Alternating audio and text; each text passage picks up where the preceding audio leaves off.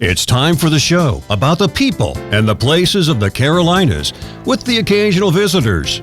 In addition to hosting the award-winning syndicated TV show Life in the Carolinas, Carl White writes a weekly syndicated column and now hosts this weekly show, the Life in the Carolinas podcast. Now you can hear the story about the stories. And now, here's your host, Carl White. Hey, Tabitha, how you doing? Hey, I'm great. Are you? Doing wonderful. Good. You've been traveling all about with your family, doing fun things, haven't you? We have, yeah. Not a lot of rest, but You know, fun. That's what I remember. I remember that about my childhood. My mom was such a great planner. Yes. Oh, my gosh. And when we did get away to go, two things I remember. One, we usually went to the beach when we did go in the summer. yes. It coincided with green beans. Okay. Because for my dad had a big garden. He was a gardener, and there was a massive harvest. So, and he did all this work. So, kind of had to be timed right, you know, to where Right. you didn't interfere with that and interfere. You didn't want the beach thing to be stressful. But, Yeah. but I remember when we would take off, and it would just be such a special experience, but very well planned. Oh, yeah. Is that the way your family does it? Plan, sorta. Yeah, I am a Right. planner, and Right. it's hard to step back from that. Right. But when we're on vacation, we kind of just go with the flow. But speaking of green beans, we took some from our garden to fix one night at the beach. So Oh, we had a great. big country meal one night. So that was good. So, you see, only people in the South Yes. say things like, we took some green beans to fix. To the right? beach. Yeah. Because fixing, we know what that means. Right. You've got to look them, right? Yeah. You have to look the green beans. You have to string them. Then you have to cut out. Did you have bug bites in yours? Well, not many. Not thank many, goodness. but a yeah. few. Yep. But you still had to That's look right. them, right? That's right. I love that. How do you cook your green beans? Well, we like to simmer them all day. Okay. A little, Low and slow, yep, with some ham. Ham. A little seasoning. right? And then it's really good. Yeah, Really good. Yeah, that's pure regional recipes right there. And what a great experience. So the Walker Center. Oh my gosh, here we sat not long ago together just getting to know We did. the Walker Center and Wilkes Community College and how it all works together with the volunteers. And you said you had something coming up. And Yes. I said, well, let's talk about that once it happens. So Right. now it's happened. Yeah, here it is. A whole new season. I can't believe it. We are kicking off on September 9th. Right. And then it'll just be constant from there. So all summer we've been working hard to get everything in place. And, you know, these are worked way ahead of time. So we're already planning for the 23-24 season, which will happen to be our 40th year next Wow. year. So 40 years. Yes. So you're telling me that the Walker Center has been the Walker Center Yes. for 39 years. Yep. Wow. It's pretty crazy. That's a piece of history, It isn't it? is. I mean, it's more it's the entertainment part, but just the Walker Center, the naming of the Walker Center. Right. I love the piece of history that's tied to as well, because that goes back to Lowe's, doesn't it? It does. And then, you know, the legacy of it being able to last through all of these life events has been really miraculous. So we're really thrilled to be able to say it's going to be our 40th year next year, and we're going to do it big. Yeah. Well, just a few hints. What do you got? You got any surprises? Any I big can't. surprises? I'll have to come back later. Okay. Very well played, Tabitha. Very well Yeah. played. All right. So let's talk about. Well, let me ask you this.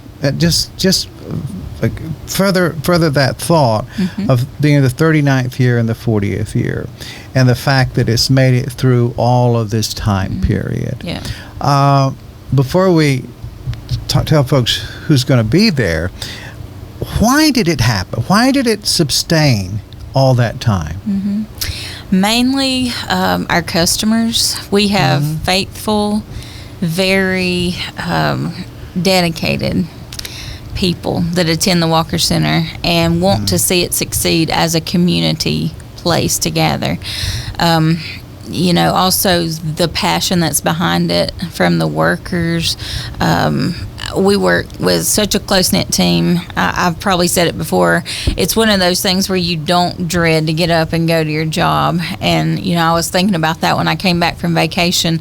I was thankful to have a bit of a break, but then I was like, yeah, I'm good to go back to work. But I guess after having a house full of kids to entertain, that wasn't so. Right. But no, really, it's just a great place to be, and the camaraderie around the table is always there. Yeah, that's such a nice thing. Yes. So let's talk about this coming season. Let's talk about some of the things you have coming up, and also some of those choices. How do you make that decision on the acts that you're booking for the following year? Because I would imagine you would get calls from some people saying, "Hey, I've got an open spot. I'm traveling through the area, and I've got an open spot in November." And you're looking at, you mean November of next year? Because you're well planned out, right? That's right. So how does that go? Typically, we try to attend some conferences with some entertainment events. They have showcases. We kind of evaluate that based on our demographic and audience, and then also try to balance how can we grow the Walker Center. So a lot of factors come into play. It just doesn't happen overnight, and it is a puzzle piece to put together, because not only are we doing these events, but we have several corporate events, school events, and other things to kind of juggle around there. So trying to get those to work in the best spots. And we have had a committee for several years, at least while I've been there, that have helped to put an input in as a community member or a person that has season tickets. So we try to listen and do what's best for everybody involved. So that's when you sit down and say, "Okay, folks, what do you want to see?" Yeah, we like to hear the public opinion. And recently at our last show, which was in June, we put out a survey to say, "Okay, guys, when our 40th year comes, which is next season, and I'm already planning that, tell me who you want to see come back." Now, that doesn't mean we're going to have everybody the same that's always been there, but we would like some of those fan favorites to come back to celebrate with us. Yep. So let's talk about that then. Let's look for just a moment at last year, at last season. I was at one of those events. Yes. You graciously invited me over, and I attend a lot of theater, so I'm really enjoying the fact that we're post-COVID now to the greatest of degrees, because the thing that I loved about my life is that I got to visit a lot of theaters, and now I'm getting back to that. Yeah. And there's just something wonderful about a live performance. Yeah, it makes a big difference. I mean, you can watch it online. Right. You can watch it on television, but when you're there, that experience is like no other. Well, you had Cher the night that I was there. Yes. And it was there were moments. I thought when she got started, it was like, okay, but I'd seen a lot of Cher interpretation before. Just in going to theater, you see them all now. That's a real popular thing, Cher and Elvis and the Beatles, everybody. So there were moments I'm like, oh, but then there were a few moments that I thought, wow, she nailed that, didn't she? Yeah. And then she had fun with the audience. So let's talk about who were your most well-received acts of last season. Last season, of course, Dailey and Vincent is always a crowd pleaser. Huge, great entertainers. Yeah, and they can't do a bad show. Honestly, I've seen them so many times, but every time I want to go see them again. So, and that's why they have such a huge following. Don't you think it's because it's almost like they share this very organic experience between them, and the banter they have between them and the fun. Yes. I think that's contagious. And every show's different. Even though they may sing some of the same songs, it's still a different atmosphere each time. Good vibe. So were they the number one? They were the number one. Okay. Yes. Who else? Then the Haggard brothers definitely took the cake. We had tried to have them COVID when COVID started, and then we're not able to. Had to turn them away, even when they were here in town, which was devastating. But then they came and they did a wonderful night of music. it was very eerie how much they sound like their father, and but then also have their uniqueness about them too. But you could definitely see the resemblance. Right. Yeah. Right.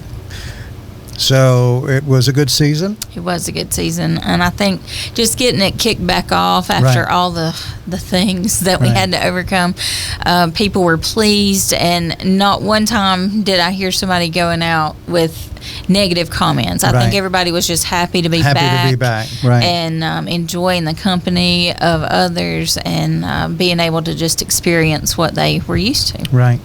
All right. Let's talk about what starts now. All right. So September 9th, we have Croce Plays Croce, which is AJ. That is the son of him. He actually, I don't know if anybody saw it, but on CBS morning show, Right. Father's Day weekend, they did a wonderful piece with him. I saw it. It was great. It was, and you can still go look it up. I encourage people to do that, give you a little background. Sure. He did not have the greatest childhood. He suffered several tragedies throughout his life, and his father died at a very young age. Right. So he did not get to know him very well. But Time in a Bottle was written for him. And I have seen this performance already at a conference I went to, and it was moving. It was very, you could just feel the energy there with the video footage and him reenacting that and feeling those moments with his dad that, he didn't really get to experience. So. Do you find those multimedia presentations of where you've got this documentary type of a thing going on, and then you've got a live entertainer as well, that interactive thing? How does your audience tend to respond to that? They really enjoy that, and it's hard not to, because you're getting to experience maybe when you grew up in that Right. time frame, and then the now, and then it meshes together really well. I enjoy those performances, Yes. but I really appreciate history and, Right. and seeing those multi-generational stories come to life. Yeah. And while I know the story as well, so Yeah. he had some really rough moments. But don't you find that a lot of entertainers and people who have had those more complicated moments in life tend to relate a little bit better with the audience? They do, and that's a lot of times how they write their music and Right. their stories, and they tell it through that, so it's kind of a connection with everybody. He is also going to be doing some of his original work, so he's written some too, and I think his dad passed along those good qualities to him. Right. Yeah. Great. All right. Let's see what else. All right. What else is on the schedule? Yeah, so October, on the 28th, we're going to bring in Lonestar, 90s country group. Sure. Amazed being one of the biggest songs that they ever did, and we all Right. know it. It still plays today. They still, You're still at it. yeah, they still got it. I mean, it's Right, like right. they never stop. So we're like, really? They're coming through the area? Okay, let's grab them up. It's one of those opportunities that. Yeah. and- I saw not long ago talking about those who are just great performers, the ones who have made hits that we all know. We've heard them. Whether you're a country fan or a rock Right. fan or whatever you might be, there's still something. Oh, I heard that, on the radio as I was flipping channels, or that's something I really love. Yes. I had a chance to interview Little Texas not long Okay. ago. Right. And it truly was, in their performance, it was a trip down memory lane for a lot of people who, were in the audience, and they were much older. This was actually at at the Mash House, their performance in town. But it was interesting for me to see, obviously, people who were younger when they first heard it. Yes. Right. And now seeing even younger people Right. there that they were really resonating with. And I think just good storytellers are good storytellers. You're right. It's kind of like fashion trends. You know, they used to be, and now they're back. That's right. And the same thing. People really like to just go back to the vintage era. And I refuse to wear bell bottoms. I hope you will the next time I come. Oh my gosh. Oh my God. What vintage store would we have to visit for that? Oh my gosh. I don't drink anymore. So I was like, you need to be inebriated to do that. Okay, let's move on. Okay. So we've got Lonestar. What else you got coming? So our Christmas performance this time is Charles Billingsley. Okay. So Charles is very known in the gospel world. I actually saw him the first time at a Women of Joy conference at Myrtle Beach with a lot of my church ladies. Right. And we were really blown away. He was the worship leader, and we were not real familiar with him. But then once, 4 days of fun and just outstanding voice. But this Christmas show is more like an American songbook, kind of Sinatra feel, real jazzy, and around Christmas. I like some jazz. So, yeah, right. And he's just a classy guy, all around good character. Well, that's exciting. So that'll be a different type of Christmas show for you. It will be. He does everything from Santa Claus is coming to town to Oh Holy Night. I mean, all the good stuff. So one end of the spectrum to the other. So that's pretty exciting. Yeah. Okay, so that's Christmas. Yep. Who else is coming up? The others, we're going to have a comedian this year. That is Karen Mills, and Karen is a very, like you say, good storyteller. She relates very well to the audience.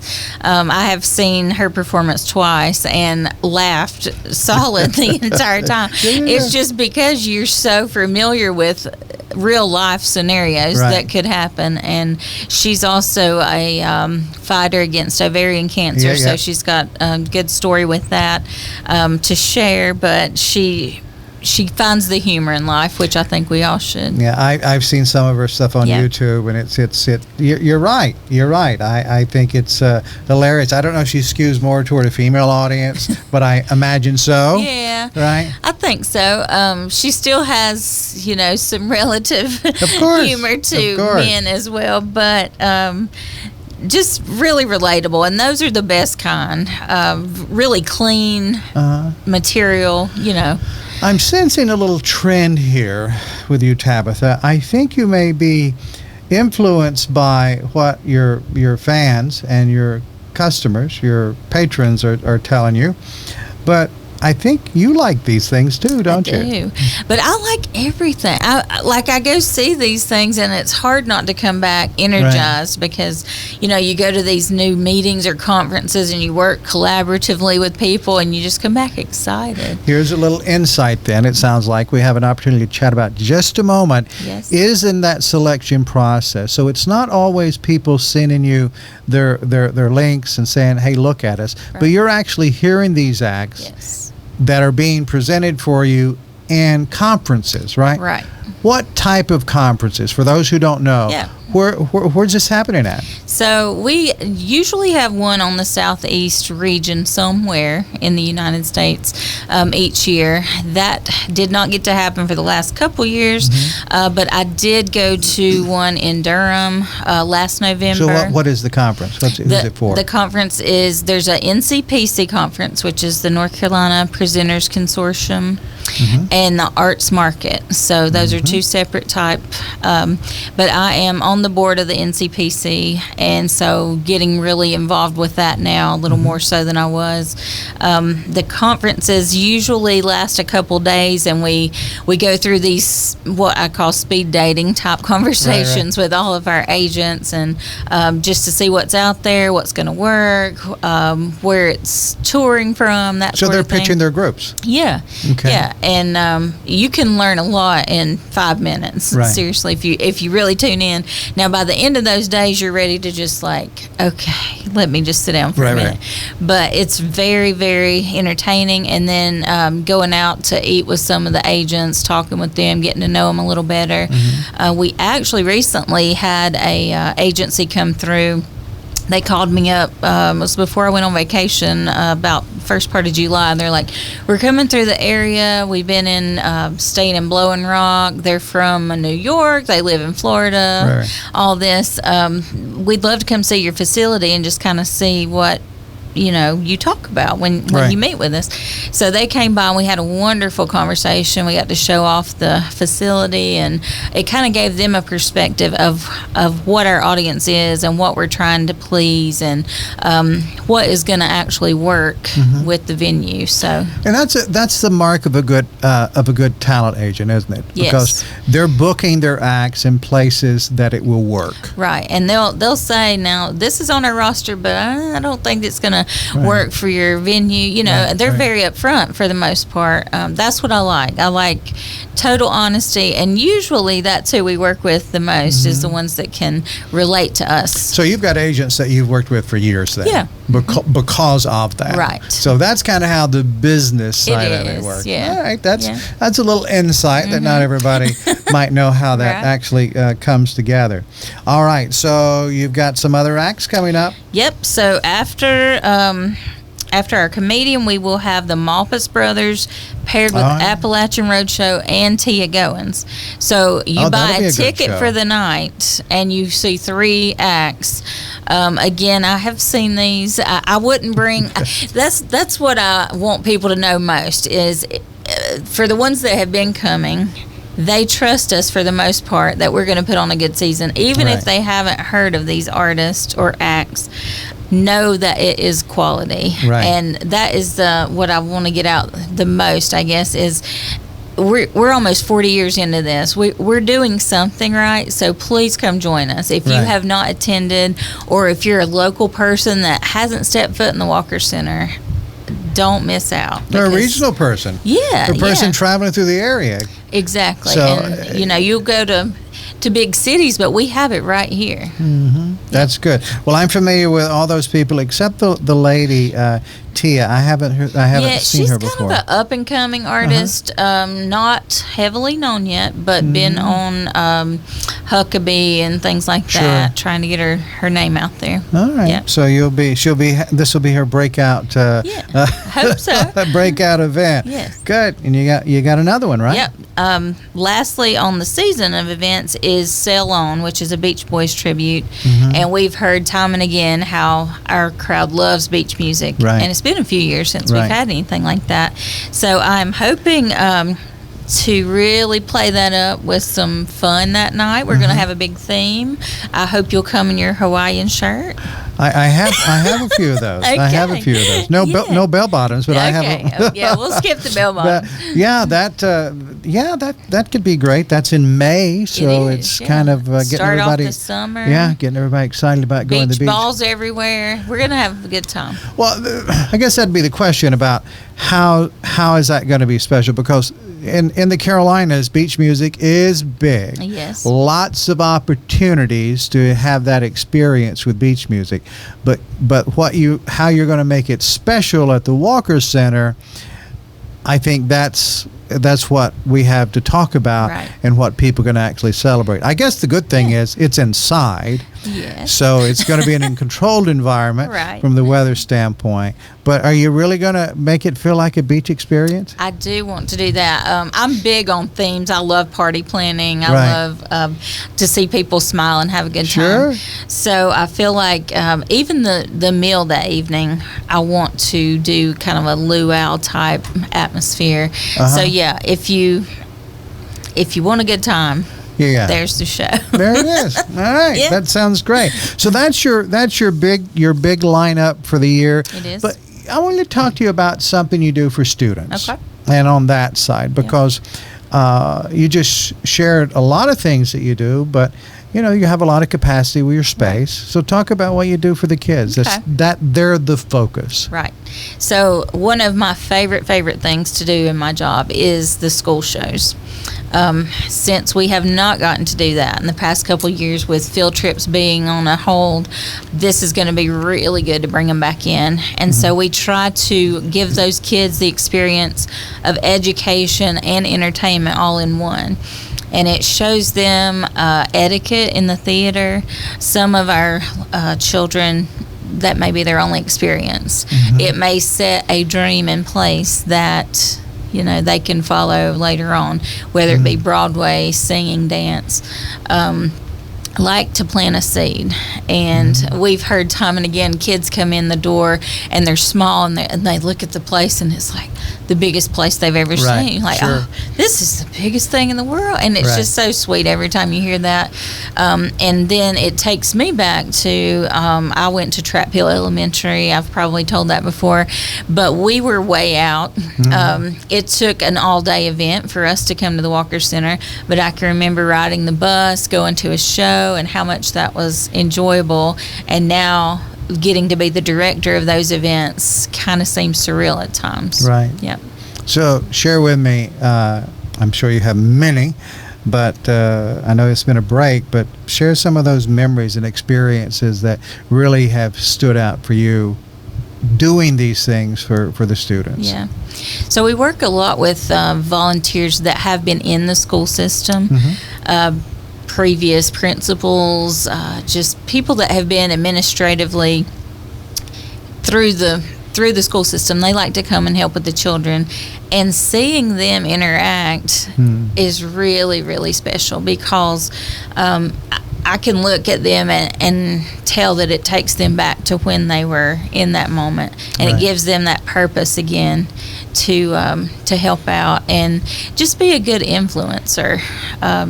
So your help. So are you saying that the kids are benefiting from this by having the cultural experience, but then the volunteers, they're benefited from it as well in the sense of service? That's right. Yeah. And they love it, and we love having them. We've got what we call the regulars, because they're always there, no matter what. And they have reached out now that they know we're back into the school events, and they're ready. They're ready to help us out. Ready to go. Yes. Ready to go. And so is there an entertainment? How does the entertainment work? Just so we've got the full picture. So it's not just kids coming to tour the theater, right? Right. So we have shows scheduled for K1, 2, 3, 4, 5, and middle school show. And we try to do a spring event and a fall event. So, and that's for each grade level. They make reservations to come in, and we try to do something relatable to their actual curriculum. And the entertainers are really good at looking ahead to see what those curriculums are going to be like, and then relate that to the children, so that we have a website on our Walker Center website. You can get study guides for the show, so that you can go ahead and prepare them for what they're going to see, and then kind of plan your classroom planning around that too. So there's some academic credit that's being taken care of there as well. There is. Nice. The good thing is too, we work very closely with our Wilkes County schools, and Ash and Allegheny, which is our service area at the community college. And then also homeschools are welcome. They just have to call us and put the reservation in, and we try to work with each person. We have a 9:30 performance and a 12:30, so there's 2 in one day. It sounds to me like if I look ahead, you're doing a couple of things. You're helping to give that experience to kids, so they learn what entertainment is in an organized environment, and you're also building your future supporters, your future attendees, right? Yep. Not only that, when they step on the campus of Wilkes Community College, it may be a student there too later on, and that's of course what we're all about, is providing for our students. So it shows them a good perspective that they might not have seen before. Yes. Well, I think all that's wonderful, Tabitha. I would be remiss if I didn't bring up something we spoke about yesterday when I called. You said, I've just started working on Merlefest. Yes. I mean, it's done in the books, and you got a breather, you've had a little vacation, and now you're back on this big thing, right? Yes. So MerleFest never really stops during the year, but there is, like you say, a little bit of breathing room in the month of June, July. But in the meantime, what we're doing is preparing to do renewals for those who have reserved seating. And I work specifically with those platinum and gold patron packages that spend several dollars to attend the full weekend of the events. And so that is what we started on Monday, the 15th. We started renewing those patrons. I have talked with several of them. I always love to, see how they're doing. And it seems like no matter if we allow them to do it online themselves, they still want to call and talk to us, which says a lot. Sure. It's a good customer-friendly environment, and that's what we pride ourselves on with the festival. So what are they saying? What are the people that are committed? They've been coming for years. Yep. What do you hear them saying about MerleFest? Yeah. They'll say, "Is it April yet? I can't wait." And I'm like, "Hold on, let's wait just a minute. Let's get prepared." But they get so excited, and a lot of people plan their entire vacations around this. We're seeing more and more new growth in that, not just one demographic, but it is growing into that 40-year range of people, which has not been before. And we just we had a retreat last week. We always try to get together for one day of the year and just talk all things MerleFest, but also have some good team building experience, which I'll say I beat someone in cornhole, but we'll leave that at that. Okay. Are you the reigning champion? Well, for the day I was. So, yeah. Right. Good. But yeah, we enjoy that, and that way we can kind of collaborate some new ideas, and because it's not just you get stuck in the same old. Let's try this. Now, I think that's why MerleFest grows, is because we're always looking to improve, in all aspects. Right. Yep. So that's a big responsibility on your plate now, isn't it? It is. I always like to make sure that those patrons are taken care of. I take a lot of pride in, I know we all mess up, but I hate it. I hate to mess up. Right. And I don't want it to be my responsibility if that's what happens. So I take full ownership if I do, but I try to prevent that in all ways. And it's really good to start talking back with them and kicking it off again and thinking, wow, in just a few months, we're going to be right back here. You're full in it. Yes. One more thing about MerleFest. It is talked about that it's a bucket list thing for some people to do as people coming, but it's also that for entertainers, isn't it? It is. Entertainers, some get their start there. For instance, Old Crow gives a lot of credit to MerleFest. Avett Brothers give a lot of credit. And it's not like if they are invited back, they're ready. They're ready to come, just like the customer is. A lot of them reach out to us and say, we really want to do this. Another important fact for MerleFest, I know we talked about the 40th year for the Walker Center. This is the 35th for MerleFest. So we've got a lot of artist collaborations coming together that are going to be special for this year. So once again, it's going to be a special time. It will, yes. Are you amazed at all the opportunities that this region has to entertain its people and the guests, the people who travel here? I mean, you have the Walker Center, you have your big event, MerleFest, but that's not the end of it by any means, is it? It's not. I'm seeing that more and more as I get more involved, and recently a member of the board on the TDA here in the county, and there's so many opportunities. And what I would like to see happen is not just us working with the Walker Center or MerleFest, but how can we work with all these other entities to make it overall experience? Doesn't that speak to the essence of the community, of the region? I've talked to incredibly talented people all the time, and they don't mind coming to the studio. You know, when we do our TV show, we're going out, but with our podcast, we do some of that on the road, but most of this is done here. And I'm always wowed by the fact that, oh my gosh, look at the talent that's coming here. It is. And people go to Merle Fest, and I've got lots of friends who entertain there, and they say, I'm going to be in town. You want to do a story? And I'm like, yeah, let's do that. That's pretty good, you know. Yeah. Neither one of us had to travel anywhere. We're converging where we are. That makes this area special, doesn't it? It really does. And, you know, we look at it as lots of farmland, lots of just open space, but there are so many activities, and they're I like to call them kind of grassroots. I mean, they're from the ground up. They're not really anything extravagant, but they're fun and they make memories. Yeah. Well, that's how Merle Fest started. That's right. Right. Let's raise money for the greenhouse. Yeah. Right. Yeah, that's right. I mean, it was let's do that, That's and right. then as plants grow, ideas grow. That's exactly. And that's a wonderful thing. Well, Tabitha, it's always wonderful to chat with you. I love what you do and entertaining people. I think the happier we all are, the less stressed we are, or at least an escape. An escape. Yes. And I think that's probably a good thing. It is. It is.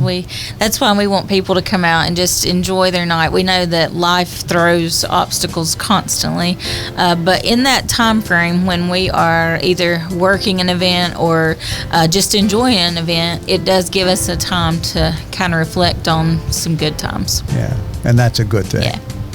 Thanks, Tabitha. Thank you. Thanks for listening to the Life in the Carolinas podcast. If you enjoyed your time with us, please visit the show's website at lifeinthecarolinas.com.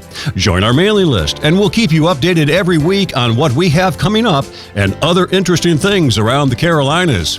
We value you as a podcast subscriber. We'll see you next week. And remember what Carl says, it's never a bad time for a good story.